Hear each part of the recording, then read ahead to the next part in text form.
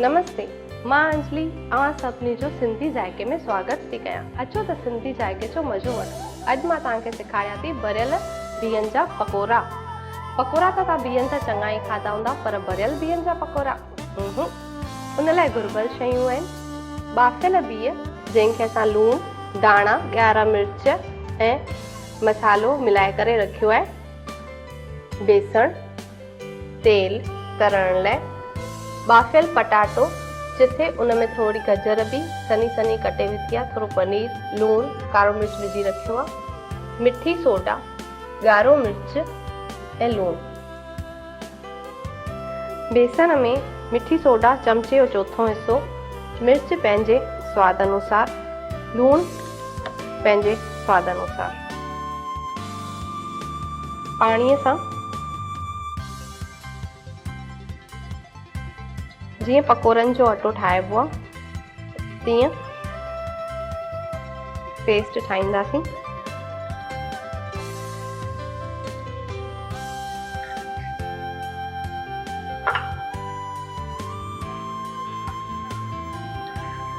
पाणीअ जो अंदाज़ो बेसण जे हिसाब मूजिब खणणो आहे।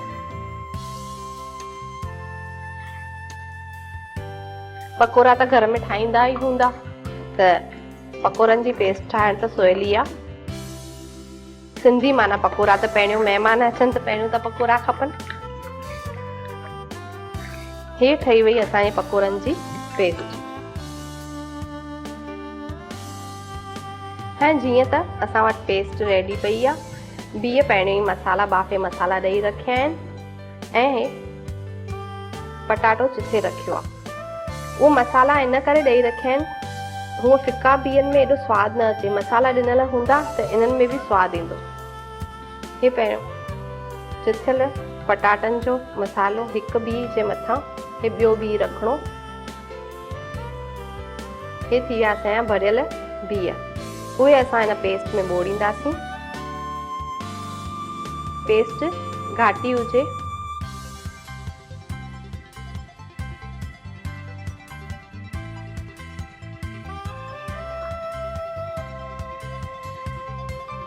उन में भी वरी बीह मसालेदार हुजनि ऐं अंदरि मसालो भी चटपटो हुजे त पोइ बेसण में वधीक मिर्च विझण जी ज़रूरत कोन पवंदी आहे।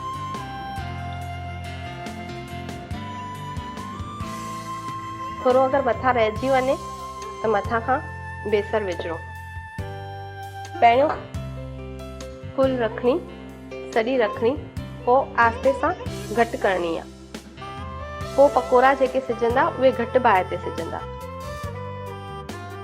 छाकाणि मुंहिंजो मञणु ईअं आहे, जेतिरी शइ घटि बाहि ते वधीक सिजंदी आहे उहा सॼीअ ते एॾी न पकंदी आहे, जल्दी तर पकड़ी वठंदी आहे।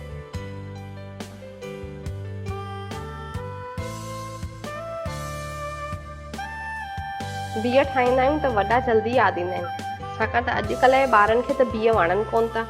अॼुकल्ह जे ॿारनि खे बीहनि जो नालो खण त मुंहुं चिड़ाईंदा, बीह न खाईंदासीं, पर वॾा जाम दिलि सां खाईंदा।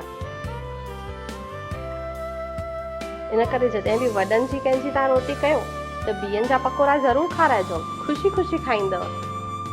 हे असांजो भरियल बीह जो पकोड़ो तयारु आहे। हे तयार आहिनि असांजा भरियल बीह जा पकोड़ा।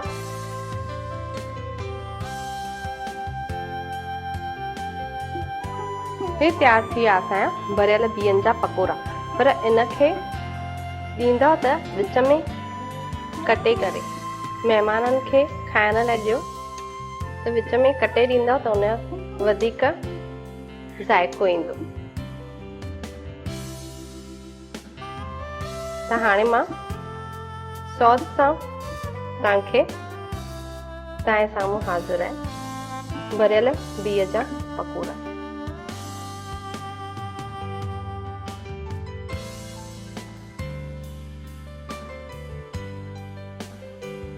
अचो त स्वादु वठूं भरियल बीहनि जो पकोड़ो। मूंखे त ॾाढो वणियो। हाणे तव्हां खाई ॿुधायो, पहिरियों ठाहियो त खाईंदव न, जल्दी ठाहियो, पोइ खाई ॿुधाइजो ज़रूर कीअं ठाहिया आहिनि भरियल बीहनि जा पकोड़ा।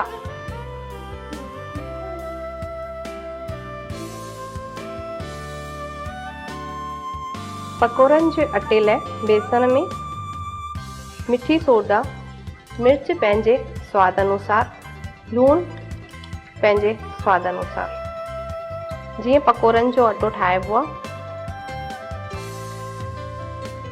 हे पहिरियों चिथियल पटाटनि जो मसालो हिकु बीह जे मथां हे ॿियो बीह रखिणो,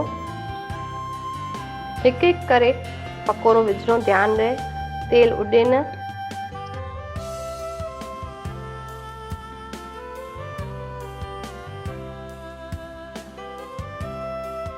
हे तयार आहिनि असांजा भरियल बीह जा पकोड़ा। महिमाननि खे खाइण लाइ ॾियो त विच में कटे ॾींदव त उन वधीक ज़ाइको ईंदो।